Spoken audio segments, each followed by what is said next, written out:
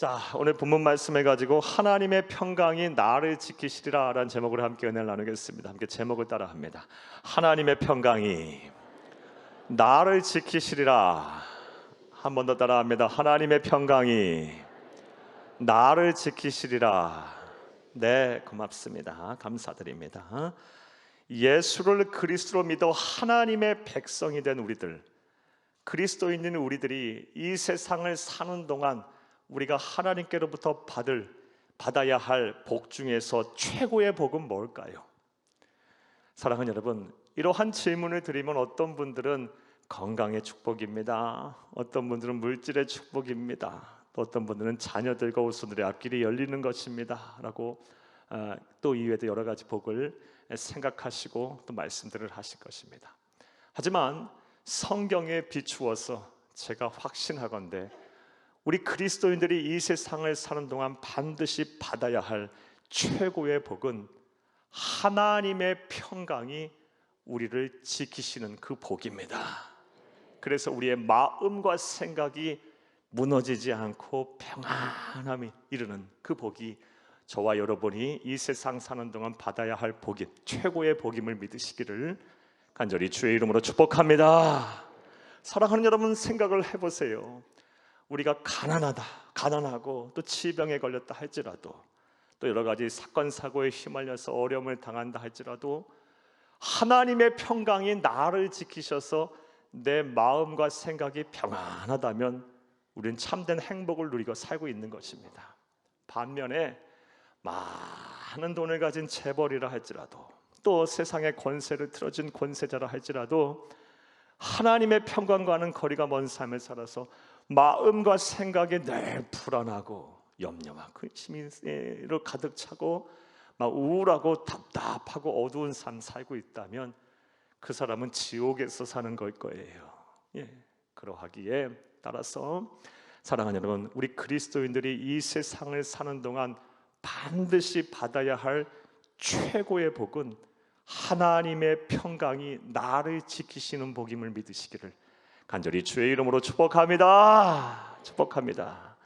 이렇게 하나님의 평강이 우리를 지키시는 복이 중요하기에 성경 요한복음 20장 19절 말씀에 보게 되면 예수님께서 부활하신 이후에 처음 제자들을 만난 자리에서 하신 말씀 또한 너희에게 평강이 있을지어다 라는 말씀이셨어요.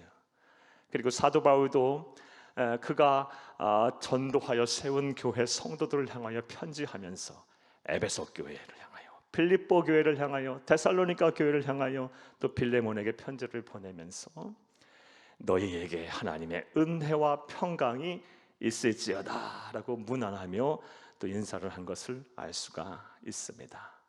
하나님의 평강이 나를 지키시는 복, 그래서 어떠한 상황과 환경 속에서도 내 마음과 생각이 무너지지 않고 평안한 복, 이 복이 저와 여러분이 반드시 받아야 할 우리 하나님께로 받아야 할 최고의 복임을 믿으시기를 간절히 바랍니다.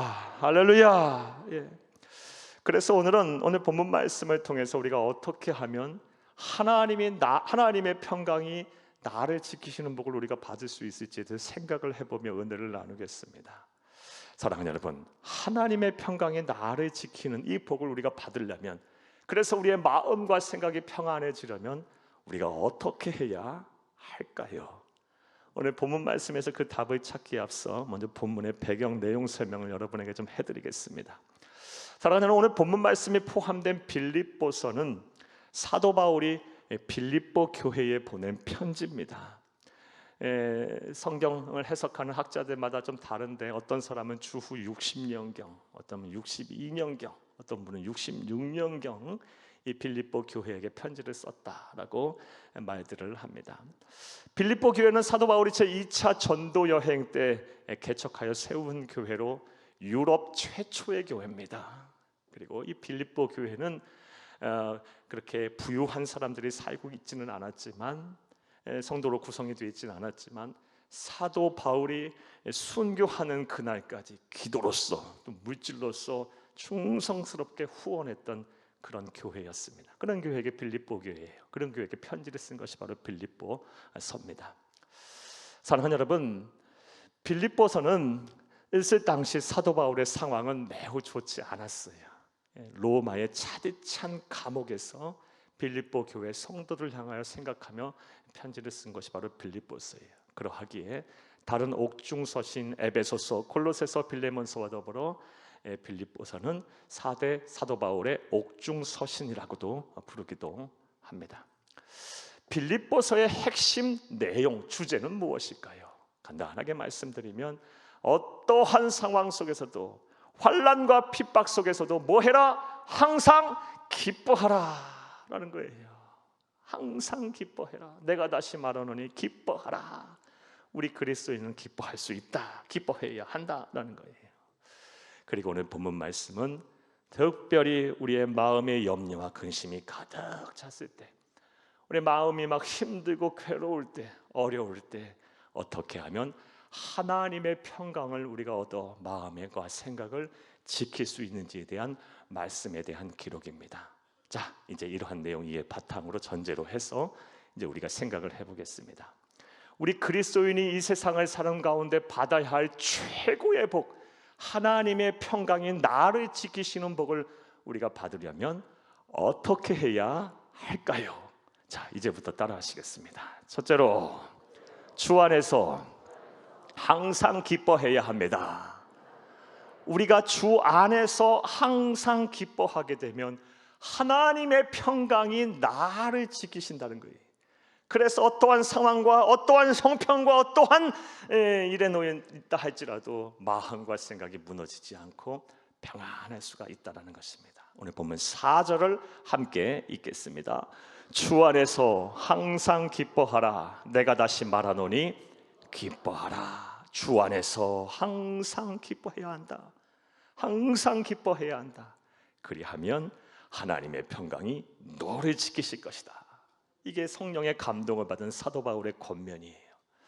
자, 그렇다면 주 안에서 항상 기뻐하라는 것은 어떻게 하라는 것일까요? 항상 기뻐하라는 것은 알겠어요.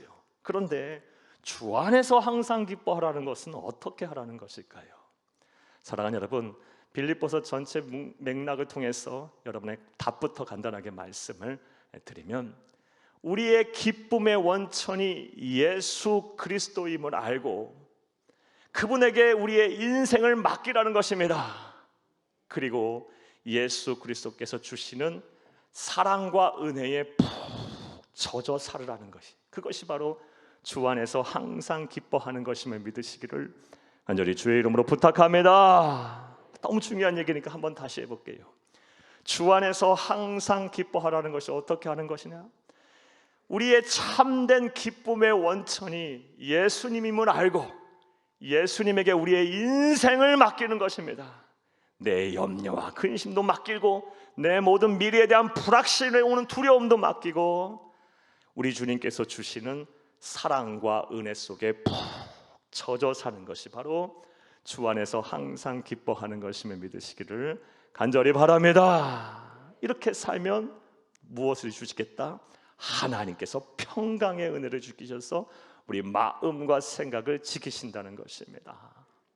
사도 바울은 이것을 너무 잘 알았어요. 그리고 이 은혜 속에 살았어요. 이와 관련된 말씀 몇 구절 여러분을 소개해 볼게요. 로마서 14장 8절 말씀에 보면 우리가 살아도 주를 위하여 살고 죽어도 주를 위하여 죽나니 사나 죽으나 우리는 주의 것이로다 라고 사도 바울 고백하고 있어요. 갈라디아서 2장 20절 말씀에 내가 그리스도와 함께 십자가에 못 박혔나니 그런즉 이제는 내가 산 것이 아니요 오직 내 안에 그리스도께서 사신 것이라. 이제 내가 육체 가운데 사는 것은 나를 사랑하사 나를 위하여 자기 몸을 버리신 하나님의 아들을 믿는 믿음 안에서 사는 것이라 라고 고백하고 있어요. 즉 내가 살아도 죽어도 나는 다 주의 것이다. 내 모든 인생은 다 주께 맡겼다. 그리고 나는 이제부터 하나님의 은혜 속에 살련다 라는 신앙 고백이에요. 이러한 신앙이 있다 보니, 다시 말해 주 안에서 항상 기뻐하다 보니 고린도후서 11장 24절에서 27절 말씀에 보면 그가 복음을 전하다 참 힘들고 어려운 일을 많이 겪었어요. 40에 하나 감한매를 5번이나 맞고 3번 태장을 맞았으며 1번 돌에 맞고 배가 파손 3번이나 당했고요. 그리고 일주일 동안을 깊은 바닷속에 있었다 그래요. 또 여행을 다니면서 시내의 위험과 강의 위험과 강도의 위험과 이방인의 위험과 동족의 위험을 당했고 여러 날 동안 잠도 못 잤고 헐벗고 굶주렸음에도 불구하고 나는 기쁘다. 내 안에는 은혜가 넘친다. 나는 하나님의 은혜 속에 산다. 하나님이 나를 사랑하신다 라며 하나님의 사랑과 은혜 속에 푹 젖어 있을 수 있었다는 거예요. 사랑하는 여러분, 하나님의 평강이 여러분과 함께 하기를 원하십니까? 그래서 여러분의 마음과 생각이 평안하시기를 원하십니까? 그러면 주 안에서 항상 기뻐하세요. 다시 말씀드리면 내 모든 기쁨의 원천이 예수 그리스도임을 알며 그분께 여러분의 인생을 맡기세요. 여러분의 염려와 근심도 맡기시고 여러분의 두려움도 맡기세요. 여러분의 외로움도 맡기세요. 여러분의 마음의 상처와 영혼의 내상도 맡기시고 가난과 질병도 맡기시고 사랑하는 여러분, 여러분의 마음의 근심도 다 맡기세요. 그런 후에 우리 주님께서 주시는 사랑과 은혜 속에 푹 젖어 사시기를 바라요. 그것이 바로 주 안에서 항상 기뻐하는 것이고 이렇게 살게 되면 하나님의 평강이 나를 지키실 거예요.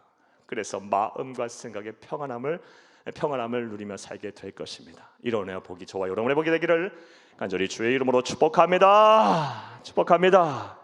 자, 그렇다면 또 생각을 해봐요.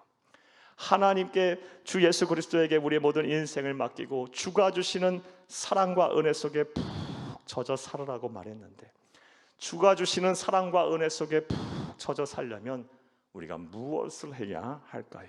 구체적으로 어떤 행동을 해야 할까요? 이에 대해서는 참으로 많은 말씀들을 여러분에게 드릴 수가 있겠는데 오늘 이 아침에는요 여러분에게 도움을 드리고자 부족하지만 제가 사용하는 방법, 아니 엄밀히 말해서는 구약의 다윗이 사용했던 그 방법 하나를 여러분에게 제시해 드릴게요. 도움을 드리고자 말씀을 드려볼게요. 우리 시편 104편 33절을 함께 읽겠습니다. 내가 평생 동안 토록 여호와께 노래하며 내가 살아있는 동안 내 하나님을 찬양하리로다. 찬양하리로다. 사랑하는 여러분, 주의 사랑과 은혜 속에 푹 젖어 살기를 원하십니까? 그러면 평생 동안 찬양하세요. 찬양을 열심히 하세요. 찬양을 많이 부르세요. 찬양을 많이 들으세요. 사랑하는 여러분, 염려와 근심 속에 계십니까? 여러분의 마음이 어둡습니까? 우울하십니까? 사랑하는 여러분, 미래에 대한 불안감, 두려움 속에 살고 계시지는 않으십니까? 또 여러 사람들을 위해서 환경으로 인해서 여러분의 마음의 상처를 입고 영혼의 내상을 입으셨습니까? 그렇다면 찬송을 부르세요. 찬송을 많이 들으세요. 찬송하세요. 그러면 하나님의 평강이 여러분에게 찾아올 거예요. 주의 사랑과 은혜가 여러분의 충만하게 적실 거예요. 이와 관련해서 죄송하지만 제 얘기 좀 해드릴게요. 이번 주에 제 마음이 좀 좋지 않은 일들이 많이 있었어요. 뭐 여러분 때문이 아닙니다. 이 마음이 좀 심란하고 어려운 일들이 많이 있었어요. 마음이 막 우울하고 답답하고 참 막 혼란스럽기도 하고 또 걱정도 되고요. 이런 일들이 있었어요. 그래서 어떻게 합니까? 이 말씀대로 찬송을 많이 불렀어요. 앉은 자리에서 3시간, 4시간 이상 막 불렀어요. 때로는 일하면서도 부르기도 하고 또 때로는 공부하면서도 또 여러 가지 또 해야 할 일을 하면서도 계속 찬송을 듣고 찬송을 부르고 찬송을 불렀어요. 언제까지? 제 마음이 평안해질 때까지 계속 찬송을 불렀더니요 하나님이 제게 은혜를 주셨어요.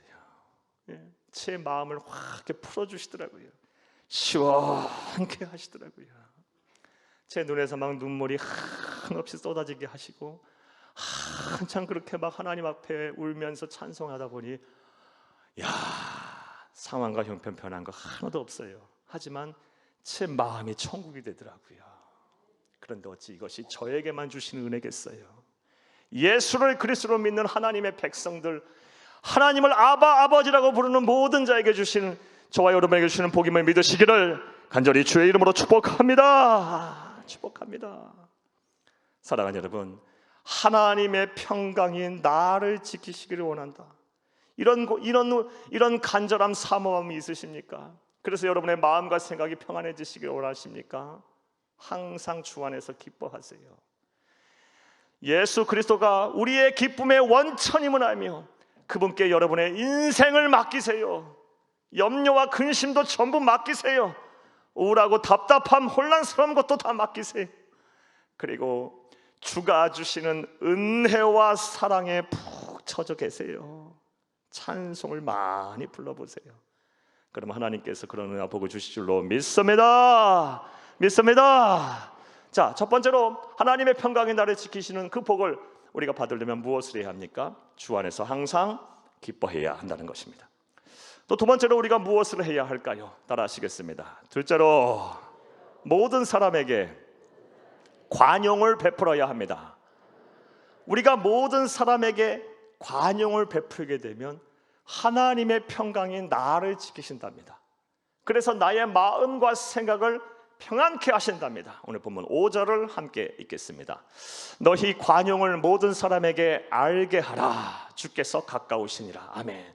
관용을 모든 사람에게 알게 하라. 어떻게 알게 해요? 베풀므로, 내가 말과 행동을 함으로 사람들을 보게 하라, 알게 하라라는 거예요. 그러니까 알게 하라는 말씀은 베풀라라는 말씀이에요. 자, 그렇다면 우리가 베풀어야 할 이 관용이라는 것이 뭘까요? 이 정의부터 한번 내리고 가볼게요. 관용의 사전적인 정의는요, 남의 잘못과 허물을 너그럽게 용서하는 것을 말해요. 그리고 이 헬라어 원어 성경에 나오는 이 관용이라는 말의 뜻은 에피에이케스라는 말인데, 정확한 뜻은요, 자기 욕심을 버리고 이 양보하는 것을 말해요. 그러니까 이 두 가지의 뜻을 종합하면 이렇게 정리할 수 있어요. 우리가 베풀어야 할 관용이란 남의 잘못과 허물을 용납하는 거예요.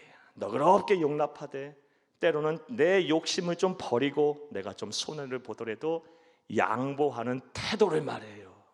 이게 바로 관용이에요. 이것을 누구에게 하라? 모든 사람에게 하라. 내가 사랑하고 좋아하는 사람뿐만이 아니라 내 앞에서 무례하고 나를 시기하고 질투하는 사람들에게조차까지 하라. 그리하면 뭐 하겠다? 하나님의 평강이 너를 지키시겠다라고 약속하신 거예요. 우리를 지키시겠다 약속하신 거예요. 자, 그런데 솔직히 말씀드려서 이 명령 지킨다는 게 정말 어려워요.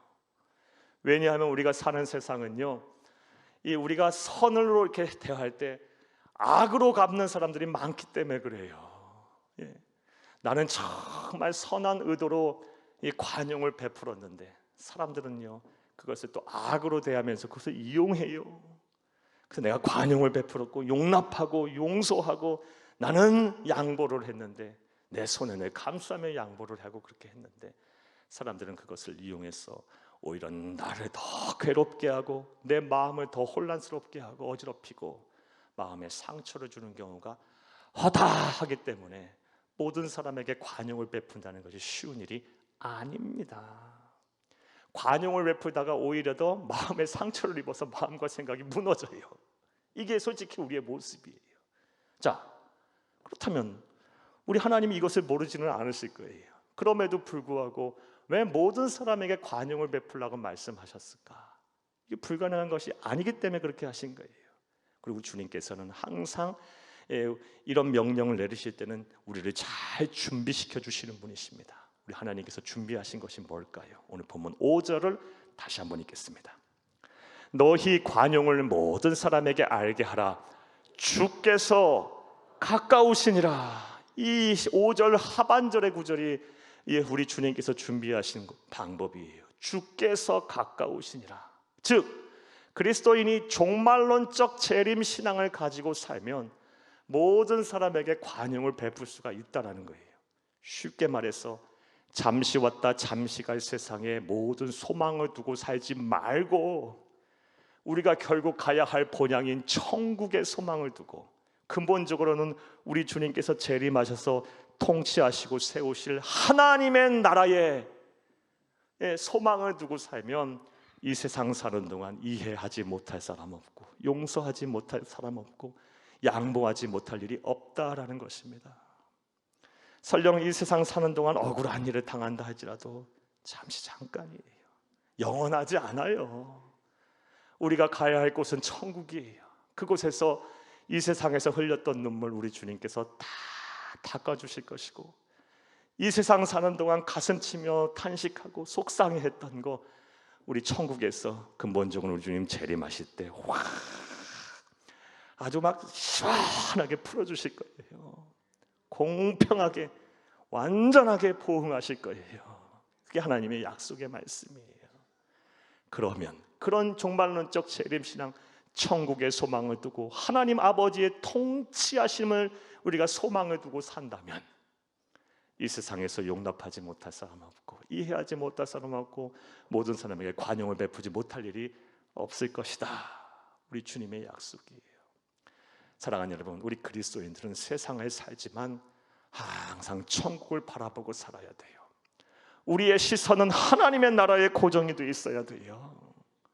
참 세월이 빨리 지나가요. 올해도 벌써 반년이 지나가고 있어요. 여러분, 아주 어리고 또 젊었던, 그리고 건강하고 강건했던 어린 학생이, 청년이 조금만 뒤돌아서 이렇게 지나가고 나서 보면 벌써 머리에 이 하얀 서리가 내려 있어요. 우리의 인생이 그래요. 사랑하는 여러분, 잠시 왔다 잠시 갈 세상에 여러분 모든 소망을 두고 살지 마세요. 우리가 가야 할 영원한 본향인 천국을 바라보세요. 그리고 장차 이 생 우리 주님께서 재림하실 때 세울 통치하실 그 나라를 바라보세요. 그곳은 아픔도 없고 슬픔도 없고 눈물도 없고 사탄 마귀도 없으니 죄를 질 일도 없고 죄에 대한 유혹에 빠질 일도 없고 영적인 전쟁을 할 필요도 없어요. 마음 상할 일도 없고요, 아파할 일도 없고 손해볼 일도 없어요. 우리 주님과 더불어서 영원한 행복, 말로 표현할 수 없는 참된 자유와 만족과 기쁨을 누리고 살릴 뿐이에요. 그런 것들을 생각한다면, 그리고 그곳에서 우리 주님과 더불어 세세토록 왕노릇할 것이라는 그 기대 속에 산다면, 잠시 왔다 잠시 갈 세상에서 손해보는 거, 조금 어려움을 당하는 거, 관용을 베푸는 거 그리 어렵지가 않을 것입니다. 자꾸 우리의 시선을 바꿔가세요. 우리의 관심을 자꾸 바꿔가세요. 우리의 믿음을 자꾸 확장해 가세요. 이리 할 때 주께서 우리에게 마음의 평강을 주실 거예요. 마음과 생각을 지키실 것입니다. 할렐루야! 하나님의 평강이 나를 지키는 그 복을 우리가 받으려면 두 번째로 우리가 무엇을 해야 합니까? 모든 사람에게 관용을 베풀라라는 것입니다. 그리고 이를 위해서는 종말론적 재림 시작으로 무장이 되어야 한다라는 것이 우리 주님께서 우리에게 주신 말씀입니다. 또 세 번째로 우리가 하나님의 평강인 나를 지키는 복을 받으려면 무엇을 해야 할까요? 따라하시겠습니다. 셋째로 감사하며 기도해야 합니다. 감사하며 기도해야 해요. 그래야하면 하나님의 평강이 나를 지키셔서 마음과 생각이 늘 평안하다는 거예요. 오늘 본문 6절과 7절을 함께 읽겠습니다. 아무것도 염려하지 말고 다만 모든 일에 기도와 간구로 너희 구할 것을 감사함으로 하나님께 아뢰라. 그리하면 모든 지각에 뛰어난 하나님의 평강이 그리스도 예수 안에서 너희 마음과 생각을 지키시리라. 아멘. 아멘. 아무것도 염려하지 말아라. 아무것도 염려하지 말고 뭐 해라? 모든 일에 기도하고 간구해라. 기도 간구는 같은 거예요. 어떤 사람도 뭐 통성하며 기도, 어떤 사람은 묵상하며 기도다. 어떤 사람은 기도는 하나님을 향한 마음으로 향하는 기도고 간구는 입으로 하는 기도다. 뭐 어떤 식으로 해석하든 좋아요. 기도와 간구 다 기도해요. 기도하면 염려, 근심을 거두어 가시고 마음과 생각을 지키신다고 약속하셨어요. 그러므로 성도들은 뭐 해야 해요? 기도해야 돼요. 기도. 자, 그런데 또 솔직히 말씀드려서 마음과 생각이 막 어둡고 염려와 근심으로 가득 차 있으면 기도하기가 쉽지가 않아요. 기도해야 한다는 것은 알겠는데 이 영적으로 확 눌려버리면요, 마음이 막 내상을 입어버리면요, 기도하기가 쉽지가 않아요. 어디서부터 시작해서 어디서 풀어야 될지 답도 안 나오고요, 참 기도하는 것이 힘들어요. 우리 하나님께서는 그걸 모르시고 기도하라고 말씀하셨을까요? 절대 그런 분은 아니시죠. 우리 하나님은 정말 세밀하시고 아주 섬세하게 우리를 사랑하시는 분이에요. 우리가 힘들고 어려워서 염려와 근심으로 가득 차서 기도하지 못할 때 기도할 수 있게끔 그 방법 또한 오늘 본문을 보면 제시하셨어요. 6절을 다시 한번 읽겠습니다. 아무것도 염려하지 말고 다만 모든 일에 기도와 간구로 너희 구할 것을 감사함으로 하나님께 아뢰라. 감사가 답이에요. 사랑하는 여러분, 마음이 힘들고 어려워서 기도는 해야겠는데 기도가 안 되면요, 억지로 기도부터 하려 하지 말고 하나님께 감사부터 하세요. 감사의 조건을 자꾸 찾으세요. 이거는 억지로 하셔도 돼요. 자꾸 감사의 조건을 꼭 생각해내세요. 이것도 감사, 이것도 감사, 이것도 감사, 이것도 감사, 이것도 감사하다 보면 기도의 입이 열려요. 그리고 하나님의 음성을 듣는 귀가 열리고요, 찬송이 터져 나와요. 이게 하나님께서 약속하신 방법이에요. 감사와 기도는 같이 가는 거예요. 기도를 여는 문이 뭐다? 감사예요. 사랑하는 여러분, 기도하면 하나님이 일하신다는 거, 기도가 성도의 특권이라는 거 모르는 성도가 어디 있어요? 왜 기도 안 해요? 기도가 안 되기 때문에 그래요. 기도가 쉽지 않기 때문에 그래요. 그런데 기도하지 않으면 안 되거든요. 사랑하는 여러분, 감사로 기도를 여세요. 억지로라도 자꾸 감사하세요. 감사가 차고 넘치게 하세요. 그러면 기도의 문이 열려요. 그럼 그것으로 인하여 하나님의 평강이 나를 지키실 것이고 마음과 생각이 평안해질 거예요. 이런 은혜와 실천이 저와 여러분 가운데 있기를 간절히 주의 이름으로 축복합니다. 축복합니다. 자, 이와 관련해서 다음과 같은 이야기를 하나 들려드릴게요. 설교를 준비하면서 세계적인 호텔 체인의 창업자, 홀리데이인의 창업자인 캐먼스 윌슨이라는 분이 내 전기를 읽어봤어요. 그리고 감동을 받았어요. 이분의 이야기 조금만 여러분 소개해드릴게요. 이분이 처음부터 호텔 사업을 하신 분은 아니었어요. 젊어서는요, 이 나무를 재련하는 제재소에 다니셨던 분이었다 합니다. 그런데 어느 날은 출근을 해보니 책상 위에 아무런 상황 설명도 없이 해고 통지서가 올려 있는 거예요. 그냥 졸지에 실업자가 돼버렸어요. 아무도 상황 설명을 안 해줘요. 상사가 그냥 잘라버린 거예요. 회사에서 바로 실직을 시켜버린 거예요. 그 일로 인해서 마음이 많이 상했어요. 상사가 막 미웠고 분노의 감정이 막 끌어올라서 복수를 해야겠다라는 생각했고, 그렇게 내가 열심히 충성하며 다닌 회사에서 이게 배신당한 것 같은 느낌이 들어서요, 여러 달 동안을 방황하며 살았다고 합니다. 그리고 집에도 알리지도 않고요, 아내에게도 해고당했다는 말도 안 하고 조금 모아놓은 돈으로 이곳저곳 떠놀며 술과 도박으로 다 탕진을 해버렸다고 해요. 그리고 나서 이제 끝에까지 이르러서 집에 돌아와서 아내에게 얘기해요. 여보, 나는 이제 다 끝났어. 나는 더 이상 살고 싶지가 않아. 나는 다 끝났어. 더 이상 할 방법이 없어.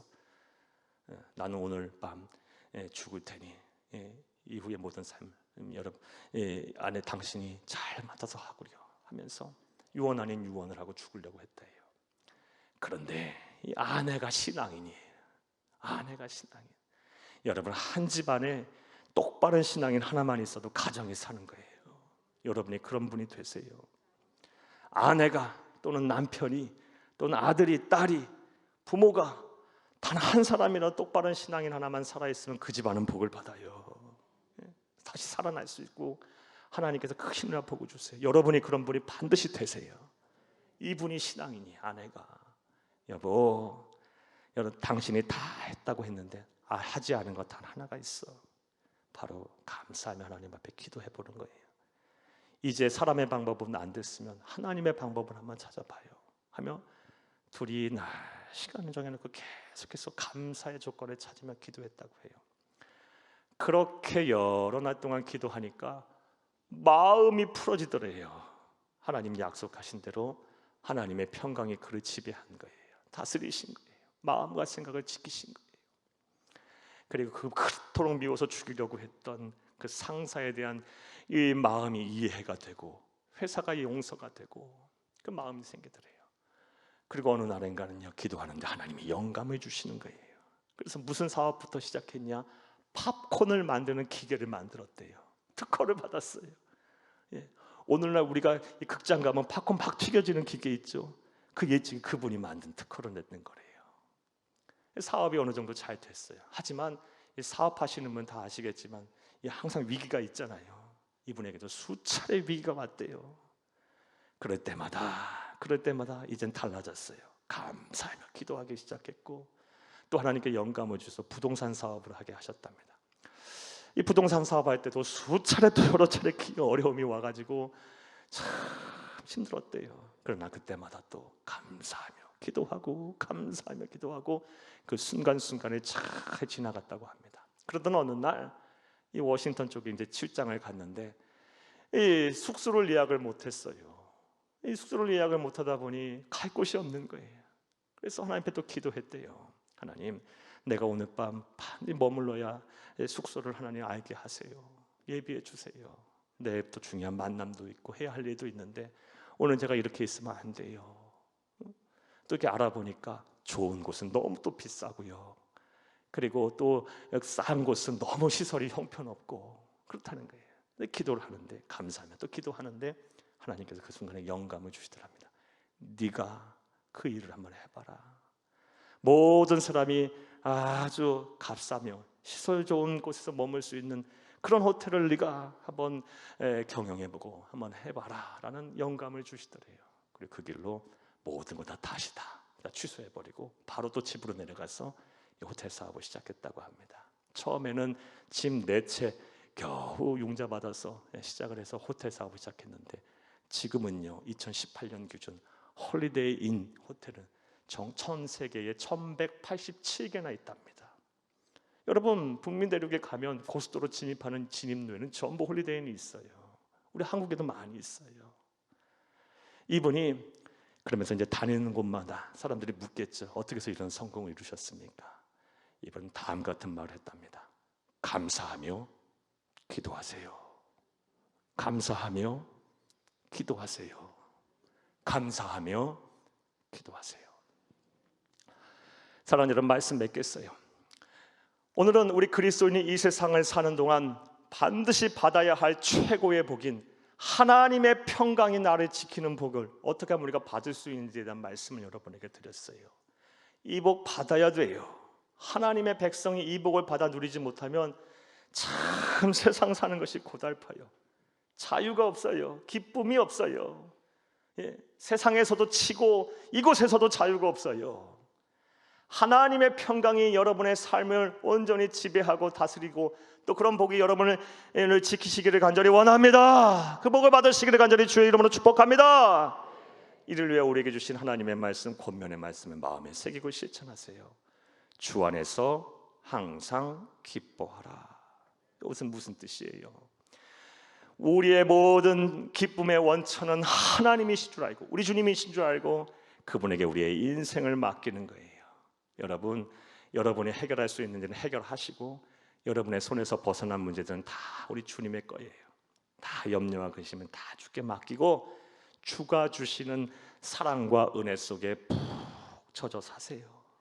이것에 신경을 쓰세요. 이를 위해서 찬송도 많이 부르세요. 또한 모든 사람에게 관용을 베푸세요. 이 하나님의 명령이에요. 그런데 이것이 참 쉽지 않다 그랬어요. 사랑의 식은 패역하고 음란하고 죄가 많은 세상, 선을 행하면 악으로 갚는 세상, 이거 어떻게 할 수 있어요? 이 명령 어떻게 지켜요? 종말론적 재림신앙을 가지세요. 이 세상 잠시 왔다 잠시 갈 세상 너무 아둥바둥하지 마시고 천국의 소망을 두고 예수님 재림하실 때 통치하실 그 나라를 바라보세요.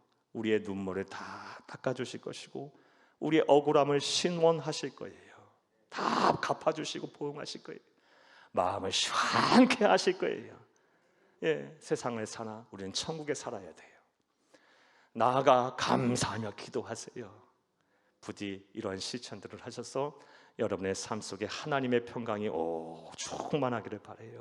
마음과 생각을 하나님께서 지켜주시기를 간절히 주의 이름으로 축복합니다. 축복합니다. 축복합니다.